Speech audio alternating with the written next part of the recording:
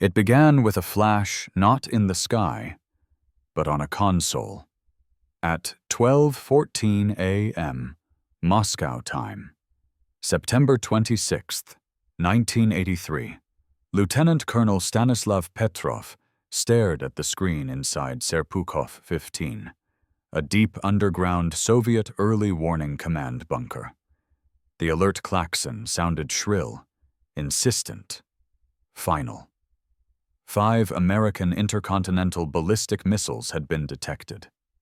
They were incoming. A bright red launch indicator pulsed next to a digital timer counting down to impact. The satellite detection system, known as OCO, reported with absolute confidence a U.S. nuclear first strike was underway. The room froze. Technicians looked at Petrov. He was the ranking officer on duty. The launch signal was clear, confirmed by multiple software redundancies. Protocol demanded he immediately report to the high command. That report would likely trigger a retaliatory strike. Nuclear war in full. Inescapable force was now measured in minutes. But Petrov didn't reach for the phone. Instead, he hesitated. He knew the numbers. The United States wouldn't launch just 5 missiles. If it were real, there would be hundreds, thousands, a full first strike attack, not a symbolic handful, and yet the data stared back at him relentless, glowing, official. Another alarm. More missiles. Now the system claimed a total of 10 ICBMs inbound. That was enough to level Moscow and every command post from Kaluga to Voronezh. Still, Petrov waited. His hands clenched the edge of the console. His gut said something was wrong. And in that moment, while the doctrine screamed respond, his instinct whispered wait. He declared the alarm a false report. No missiles were launched. No nuclear war began.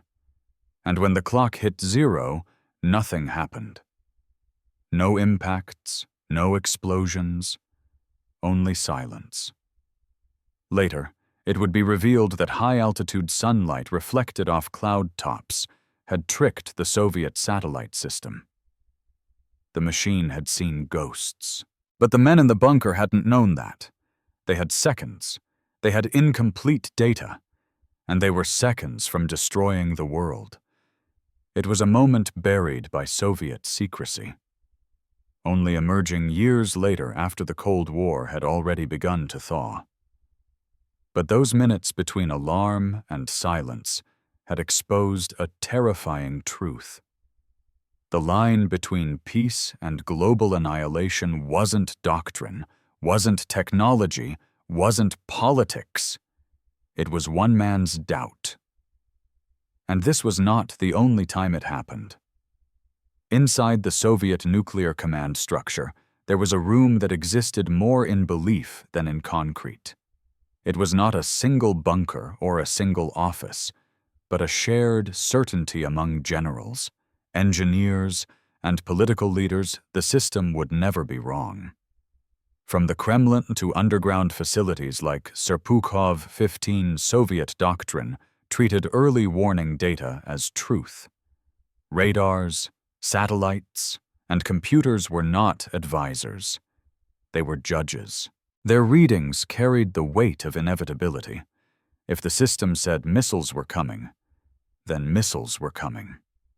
Human judgment existed only to transmit the warning upward, not to question it. This confidence did not come from arrogance alone. It was built from decades of fear. Since the 1960s, Soviet leadership had lived with the belief that the United States might attempt a sudden decapitation, strike a limited nuclear attack designed to destroy command centers before the USSR could respond. To counter this, the Soviets embraced launch-on-warning doctrine. The moment an attack was detected, retaliation would follow automatically, before incoming warheads could land. The margin for doubt was intentionally small. Early warning systems like OCO were designed to remove hesitation from the chain of command. Satellites watched for the infrared bloom of missile launches. Ground radars tracked trajectories. Computers compared patterns and issued alerts. Each layer existed to confirm the others. Reinforcing a single assumption, multiple confirmations meant certainty. What no one wanted to admit was that all these layers shared the same vulnerability. They depended on interpretation. Engineers assumed sensors could distinguish sunlight from rocket plumes. Programmers assumed algorithms could filter noise from threat. Commanders assumed the Americans would behave predictably, that a nuclear war would begin with hundreds of missiles, not a handful. And above all, political leaders assumed the system had already accounted for error. That assumption was deadly. Inside Soviet command culture, questioning an alert was not a sign of intelligence. It was a sign of disloyalty. Officers were trained to trust machines over instinct, data over doubt. Reports that contradicted sensor output were treated as dangerous hesitation. Careers had ended for less. The system rewarded obedience, not skepticism. This mindset shaped every decision room. Maps were displayed as absolutes. Timers were treated as destiny. When alarms sounded, the discussion was never, "Is this real?" but "How fast do we respond?" Even contingency planning reflected this rigidity. Exercises simulated American first strikes with perfect clarity, clean trajectories, unmistakable signals, decisive timelines. There was no scenario where the system itself was wrong, no drill for ghosts. And yet, in September 1983, the ghosts appeared.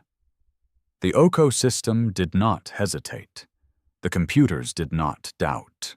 The doctrine did not allow pause. Only one man did.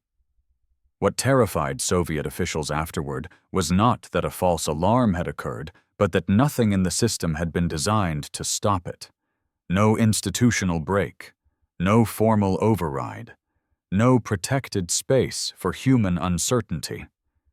The room of wrong assumptions had been full, and it had nearly ended the world.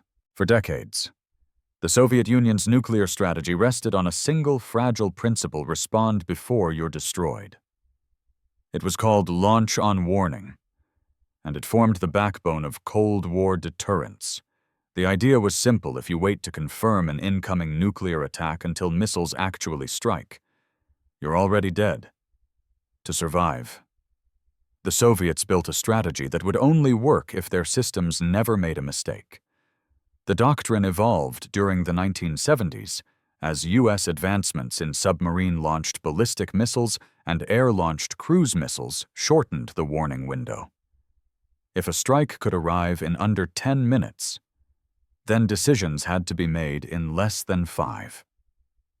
In that window, the Soviet leadership would receive alerts from satellites, confirmation from over-the-horizon radars, and authorization codes from the Kremlin, all faster than a human could reason, much less debate. The system was meant to be automatic in everything but name. At the center of this doctrine was the belief that early warning data, no matter how complex, could be interpreted in real time without error. Engineers designed software filters to reduce false positives. Satellite operators were trained to distinguish between natural phenomena and missile launches. Ground-based radar crews rehearsed detection protocols down to the second. Fail-safes were layered, and layers were doubled. And yet, none of these layers accounted for the human element of panic. The problem wasn't technical. It was doctrinal. The Soviet leadership created a military machine that reacted like a hammer on a tripwire. If pressure was applied, the counterstrike followed instantly. What no one questioned was, what if the pressure came from the wind, or glare off clouds, or a software error, or a training tape loaded into a live system that was precisely the situation the United States had faced in 1979 when a NORAD technician accidentally loaded a simulation tape that mimicked a massive Soviet first strike. U.S. nuclear forces were briefly placed on alert, but the error was caught barely, and the doctrine was adjusted to account for false positives. In the Soviet case, no such adjustment followed. Instead, the USSR pressed deeper into launch-on-warning automation. By the early 1980s, programs like Dead Hand were in development systems designed to guarantee retaliation, even if Soviet leadership was wiped out. This was deterrence pushed to its extreme. Machines watching for war, machines ready to launch if they detected no heartbeat in Moscow. But what happened on September 26, 1983, exposed the fatal flaw in all of it. What if the machine sees war where none exists? Petrov's hesitation wasn't just a personal act of judgment, it was a direct contradiction of the doctrine itself. He broke the system's chain of logic, not because he was trained to, but because he chose to think. And that was never part of the Soviet plan. By refusing to report the launch, he didn't just prevent nuclear war, he revealed that Soviet nuclear doctrine had no room for doubt, no tolerance for anomalies, and no mechanism to absorb mistakes. It was a doctrine that relied on certainty, and certainty, in the face of imperfect technology, was a fantasy. The Soviet Union had built a system that could only function in a perfect world. And now, that system was cracking. The OCO early warning system was never supposed to fail. Its orbiting satellites, equipped with infrared sensors, were designed to detect the precise heat signature of a missile launch from over 20,000 miles above Earth. Their vision pierced cloud cover. Their calculations tracked curvature, velocity, burn time. And yet on that September night in 1983, they saw ghosts. The alert came not from radar, but from Cosmos 1382, a Soviet early warning satellite parked in a Molniya orbit over the northern hemisphere. It detected what looked like a launch from an American missile silo in Montana. Then another, then 3 more. According to OCO's logic, 5 separate ICBM launches were now streaking toward the Soviet Union. But the ground radar's massive over-the-horizon arrays in Siberia and Ukraine saw nothing.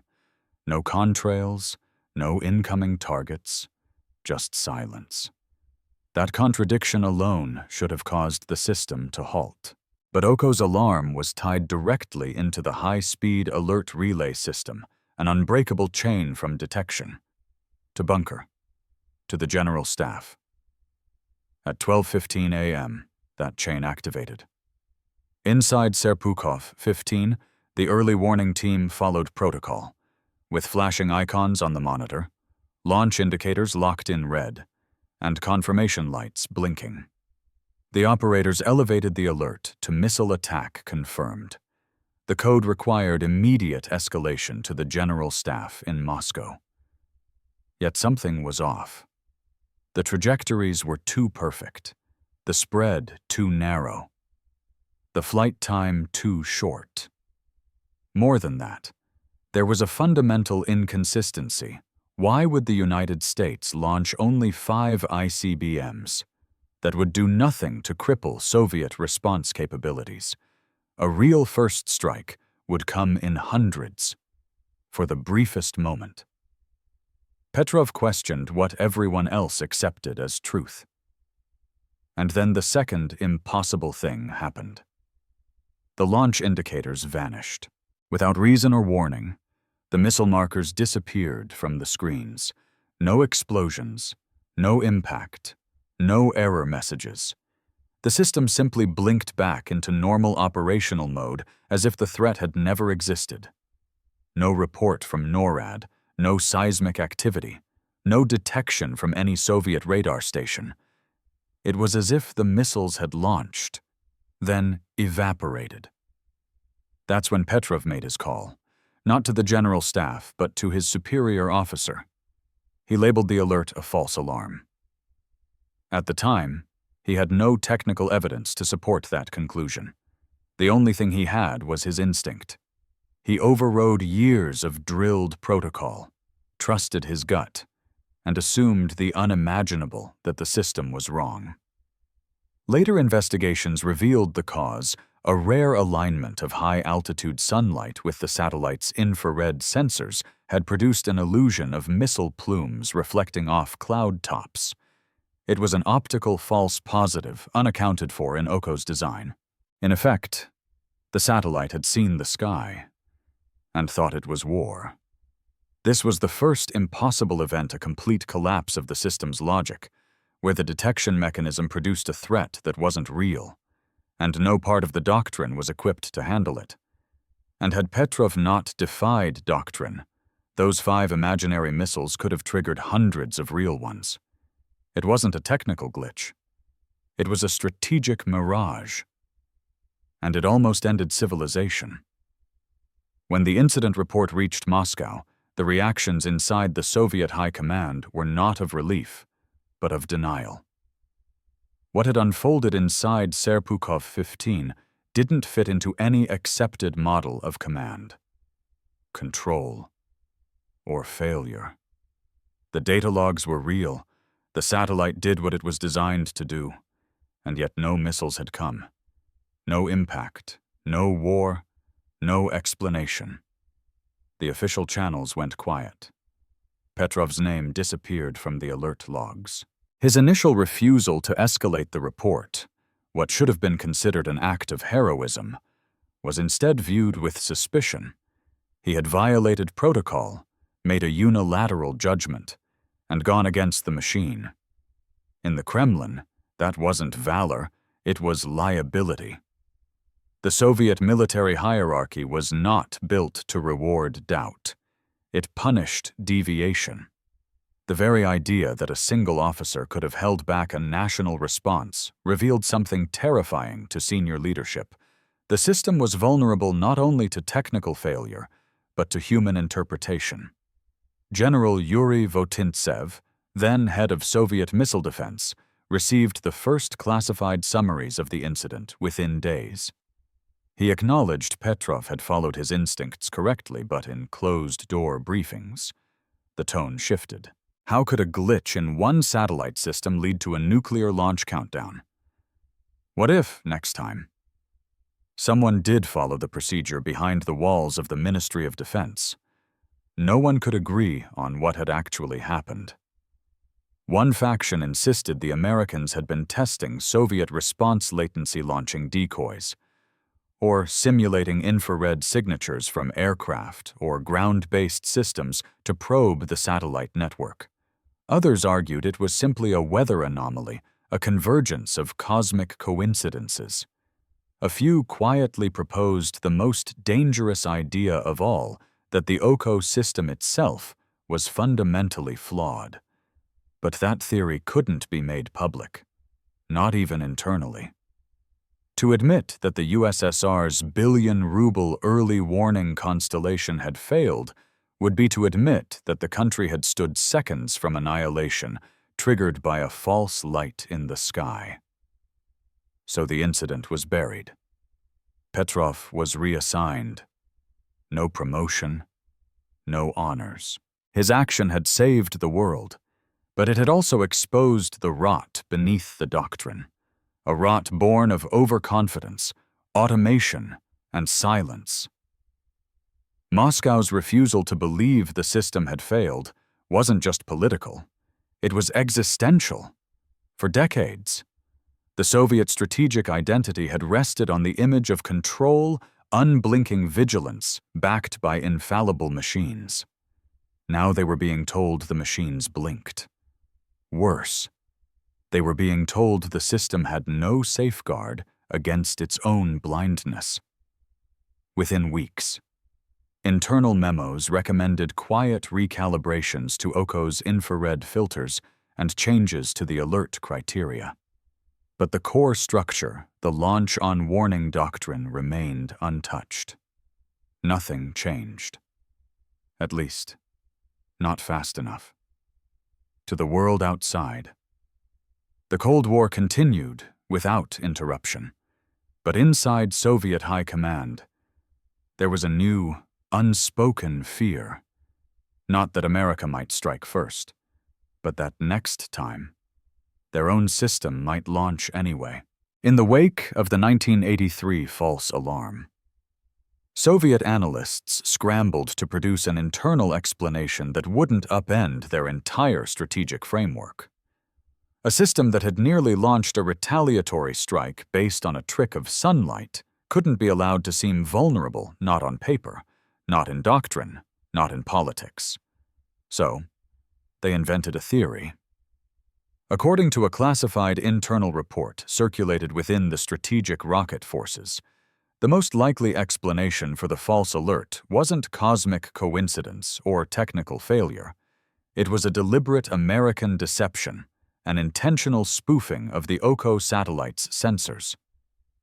This idea quickly gained traction.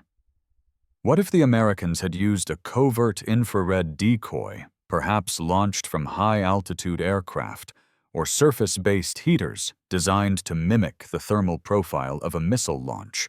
What if it was a test to map the USSR's response timelines, or even a dry run for a real first strike? The implications were serious. Under this theory, the incident wasn't a warning about Soviet technical flaws. It was proof that the Americans had found a gap in Soviet detection logic. And worse, they'd used it. This paranoia reinforced a worldview already hardened by Reagan's rhetoric and NATO's nuclear exercises. In truth, the Americans had done no such thing. The U.S. was unaware of the event.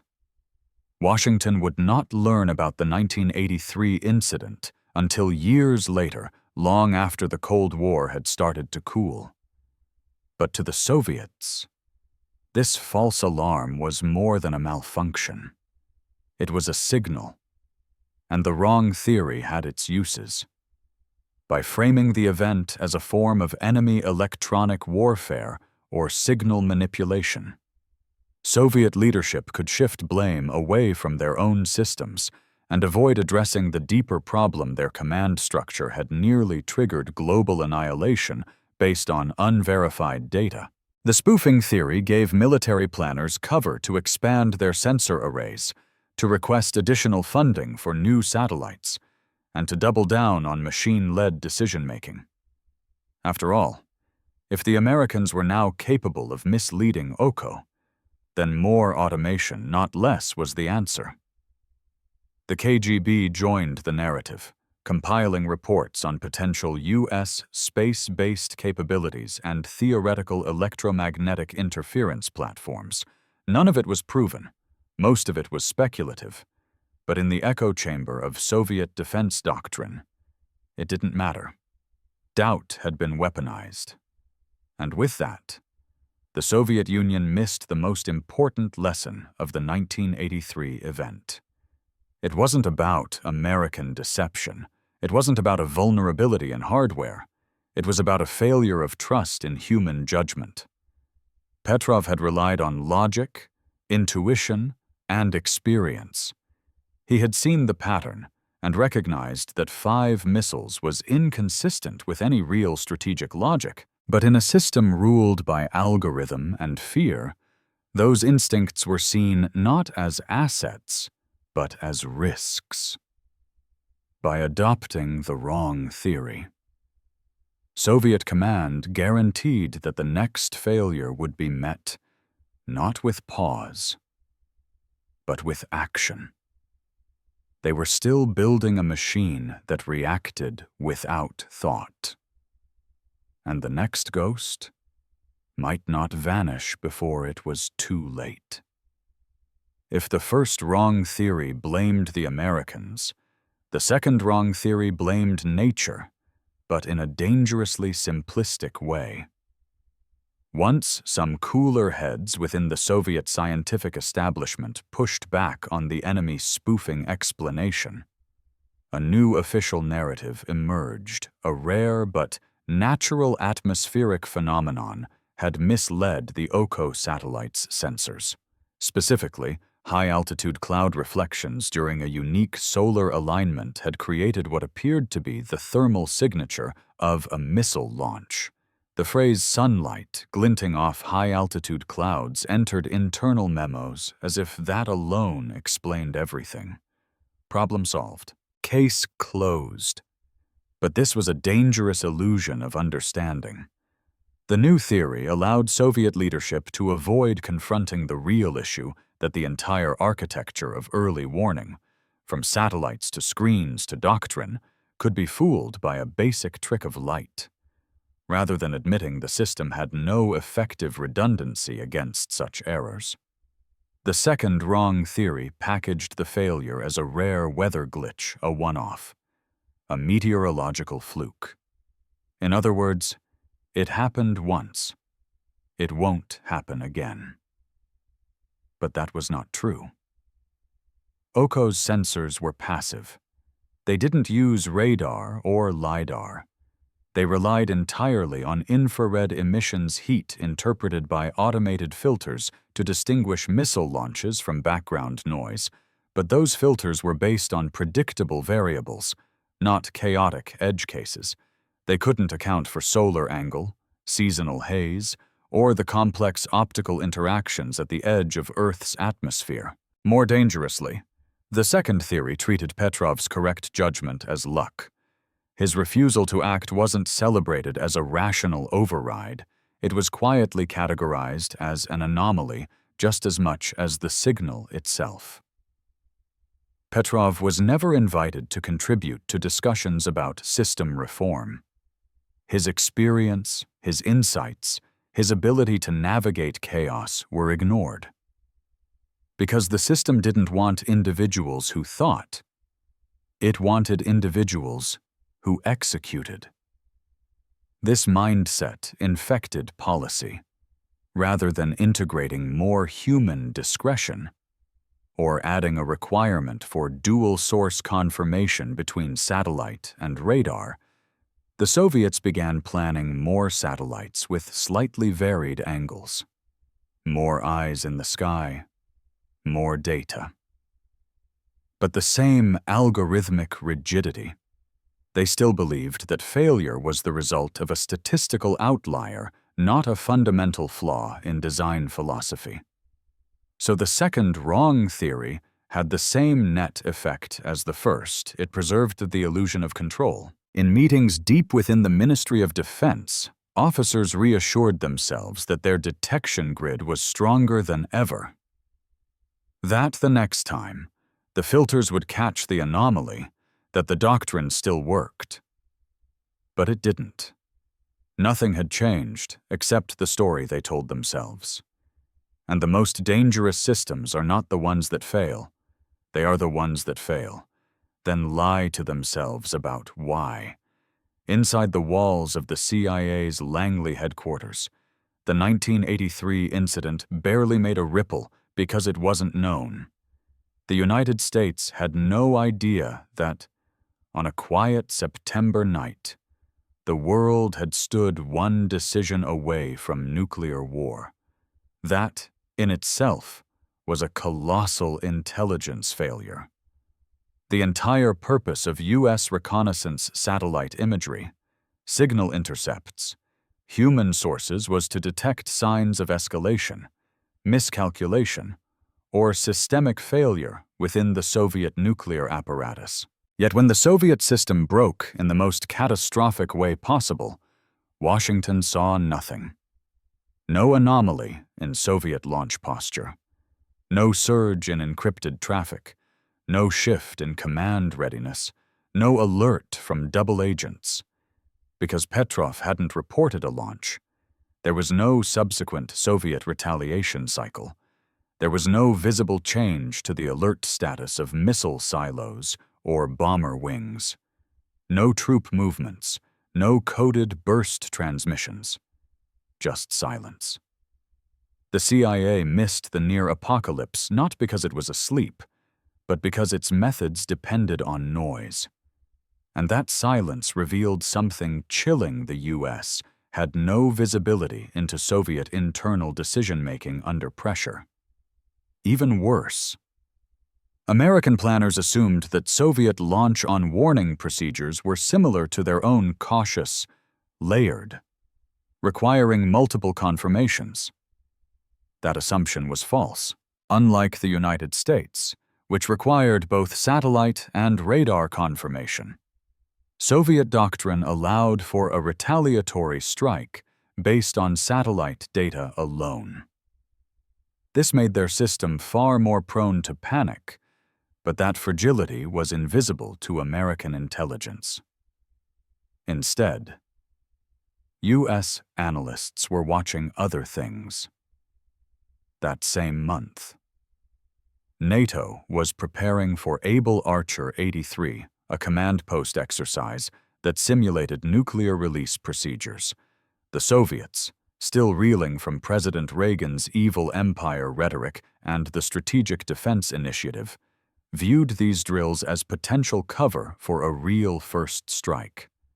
KGB reports warned that the West might use a training exercise as a decoy. Soviet interceptors were scrambled, nuclear-capable units were placed on alert. But the U.S., seeing no explicit Soviet provocation, treated it all as routine posturing. That misread had dangerous consequences. Had Petrov followed orders and reported the launch, and had Soviet leadership responded according to doctrine, the U.S. would have been taken completely by surprise, not by missile, but by the reason behind them. The problem wasn't one of signal, but of interpretation. Intelligence agencies are trained to read patterns, but the false alarm incident wasn't a pattern. It was a crack in logic, a once-in-history blind spot, buried in a sea of normality. By the time Petrov's story reached Western ears years after the collapse of the Soviet Union, it was too late to prevent the failure. It could only be studied. And yet, in retrospect, it revealed the most dangerous truth of all. Both sides were running blind in their own way. The Soviets had over-automated their systems. The Americans had overestimated their insight. And between them, only silence stood in the way of extinction. While the Soviets built a machine that acted instantly, the Americans built one that hesitated. It was not by accident. From the earliest days of Cold War nuclear policy, U.S. planners recognized a paradox to deter a Soviet first strike. America had to guarantee retaliation, but to prevent accidental war. That guarantee had to be slow, deliberate, and human. The doctrine was called retaliatory assured destruction, not automatic assured destruction. At the heart of the U.S. system was the National Command Authority, a tight circle comprising the President and Secretary of Defense. Only they could authorize a nuclear launch, and they could only do so with verified confirmation from two independent data sources: satellite-based early warning and ground-based radar. That distinction mattered. During the 1979 NORAD false alarm, when a technician accidentally loaded a test scenario into a live console, U.S. forces did momentarily elevate alert levels. But within minutes, operators noticed discrepancies. Radar didn't confirm the launches. No satellites recorded ignition. There was time to verify, time to pause, time to think. And so, no missiles launched. That hesitation was baked into the system. U.S. doctrine allowed for ambiguity. It trusted procedure, but it trusted people more. The system was designed for generals, not algorithms. When warning lights blinked red, there were questions to ask. What does radar show? Are bombers in the air? What are our subs seeing? Have satellites confirmed the trajectory in the Soviet model? These questions had answers, but no time to ask them. Their fear of a decapitation strike led them to prioritize speed over scrutiny. The Americans had learned that speed kills. In fact, by the 1980s, the United States had embedded delays into its nuclear posture. The idea was that a real launch detection would initiate a conference, not a counterstrike. Even the iconic nuclear football, the briefcase carried near the president at all times, was a tool for communication, not automation. Inside were no launch buttons, only procedures. The most advanced U.S. ISUN system during this era was DSP, the Defense Support Program, a constellation of infrared satellites that provided missile launch detection. But unlike its Soviet counterpart, DSP's data had to be confirmed by radar, reviewed by NORAD, and interpreted by human analysts. And perhaps most importantly, no single officer could trigger the process. No one like Petrov had to shoulder the burden of history alone. This structure didn't make America invulnerable, but it did make it resilient. False alarms were expected, rehearsed, and checked. The 1979 incident, the 1980 3 a.m. computer error, the 1983 U.S. misread of Soviet reactions to Able Archer. Each was a stress test. Each revealed cracks. And each time, protocols were strengthened, not ignored. What America understood, and what the Soviets had failed to see, was that the real threat wasn't enemy missiles. It was the illusion of certainty in an uncertain world. And so the U.S. didn't just build a nuclear arsenal.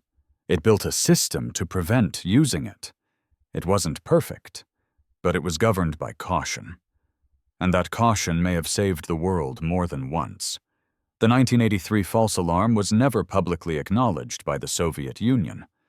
But within the upper echelons of the General Staff and the strategic rocket forces, it triggered a quiet reckoning, one that would culminate not in war, but in humiliation. The event shattered the illusion that Soviet technology was immune to failure. For years, propaganda had painted a picture of invincible systems, seamless detection grids, and split-second response capability. But the reality was more fragile, built on optical illusions, single-source dependencies, and rigid doctrine. The humiliation wasn't military, it was philosophical. They had built a weaponized logic system that could be tricked by sunlight on clouds, and the Americans never even knew. That was the real wound, the realization that the Soviet Union had nearly destroyed itself without any external input. That its command architecture, hailed as the pinnacle of socialist military science, had collapsed under the weight of its own certainty. When the story of Petrov's actions finally leaked in the post-Cold War era, Western media hailed him as the man who saved the world. He was interviewed, applauded, even awarded medals from foreign nations. But in Russia, his name remained obscure. The Russian military never gave him a formal commendation, no national ceremony, no parade. Because to honor Petrov would mean to admit the system had failed and that a low-level officer's disobedience had saved the world from annihilation. That narrative was unacceptable to the legacy of Soviet command. Internally, reforms to the OCO system were minimal. Some software updates, a few recalibrated thresholds. But the deeper flaws, the single-point satellite dependency, the intolerance of human discretion, the launch-on-warning mindset remained intact. Worse, the political culture surrounding nuclear command did not evolve. Soviet doctrine continued to treat retaliation as a matter of pride. Strategic weapons were seen not as deterrents, but as symbols of legitimacy. To not launch under certain circumstances would be seen as weakness. That logic left no room for mistakes. Petrov's restraint didn't fit that logic. It humiliated it.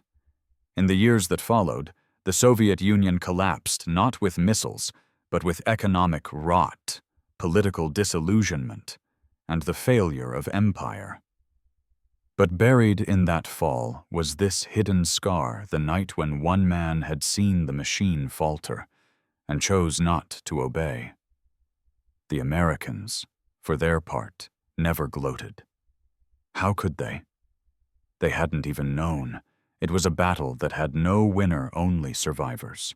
A war that never happened because a single human being decided not to trust the machine. In the silent archives of Cold War brinkmanship. That decision remains one of the most critical non-events in human history. And for the Soviet command so obsessed with control, discipline, and projection, it was the most unbearable kind of defeat.